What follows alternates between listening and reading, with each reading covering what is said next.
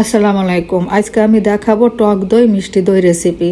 তো 1 লিটার দুধ আমি প্রথমে জাল দিয়ে নিছিলাম, তারপরে একটা প্যানে হাফ হাফ কাপ পরিমাণের চিনি ক্যারামেল তৈরি করার জন্য দিছি, সামান্য একটু পানি দিছি। তো ক্যারামেল তৈরি হয়ে গেছে। তার মধ্যে আমি হাফ লিটার দুধ আমি দিয়ে দিচ্ছি, দিয়ে হাফ কাপ পরিমাণে চিনি দিয়ে আমি দুধটা জাল দিয়ে দিছি।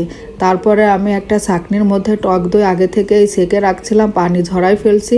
সে টক দইটা খুব ভালো করে ফেটে নিছি, ফেটে হাফ রেখে দিছি মিষ্টি দইয়ের জন্য, হাফ রেখে দিছি টক দইয়ের জন্য। সে হাফটা দিয়ে আমার টক দই রেডি হয়ে গেছে। খুব ভালো করে ফেটে আমি মাটির একটা পাত্রে রেখে দিছি। হাফ যে টক দইটা রেখে দিয়েছিলাম তার মধ্যে আমি ক্যারামেল দিয়ে যে দুধটা জাল দিছি মিষ্টি দইয়ের জন্য, সেটা আমি এখন খুব ভালো করে ফেটে নিব।